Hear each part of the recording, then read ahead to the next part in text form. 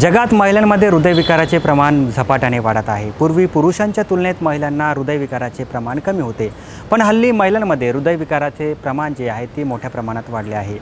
महिलांना हृदयविकाराचे कारण नेमकं काय आहे समजून घेऊ आपण या व्हिडिओमधून। नमस्कार, मी सलमान शेख आणि आपण पाहत आहे एबीपी माझा। अनेक जबाबदाऱ्या आणि कामाचा ताण यामुळे महिला जे आहेत स्वतःच्या आरोग्याकडे दुर्लक्ष करतात, मात्र असे करणे घातक ठरू शकते। पुरुषांच्या तुलनेत महिलांमध्ये हृदयविकाराची लक्षणे ओळखणे कठीण आहेत। अगदी 40 वर्षाखालील महिलांमध्येही हृदयविकाराच्या झटक्याचे प्रमाण वाढत आहे। डॉक्टरांचं म्हणणं आहे की या वाढत्या प्रमाणाला जाडेपणा, उच्च रक्तदाब आणि मधुमेह यासारखे घटक कारणीभूत आहेतच, मात्र तणाव देखील यासाठी कारणीभूत आहे।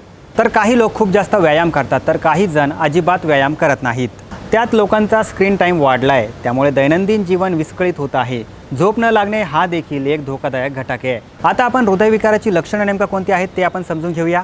छातीत सौम्य किंवा सतत अस्वस्थता जाणवणे, कधीकधी श्वास घेण्यास अडचण येणे, थकवा किंवा अचानक वजन वाढणे, पाठ, मान किंवा जबड्यात वेदना होणे, उलट्या होणे किंवा चक्कर येणे। सर्वात महत्त्वाची गोष्ट म्हणजे महिलांना हे लक्षण जाणवल्यानंतर ही अपचन म्हणून महिला याकडे दुर्लक्ष करतात। हा अनेक महिलांच्या सवयीचा भाग झालाय। पोट आणि छातीत कोणतीही अस्वस्थता जाणवल्यास हॉस्पिटलमध्ये जायला हवं असे डॉक्टर सांगतात।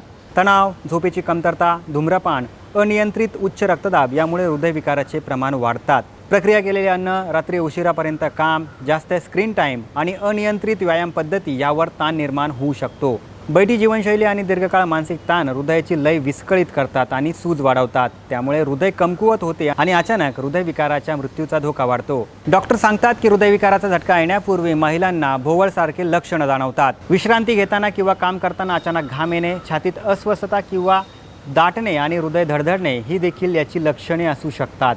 अशा वैद्यकीय आपत्कालीन परिस्थितीत जर वेळेवर उपचार मिळाले नाहीत तर रुग्णाच्या जीवाला धोका निर्माण होऊ शकतो।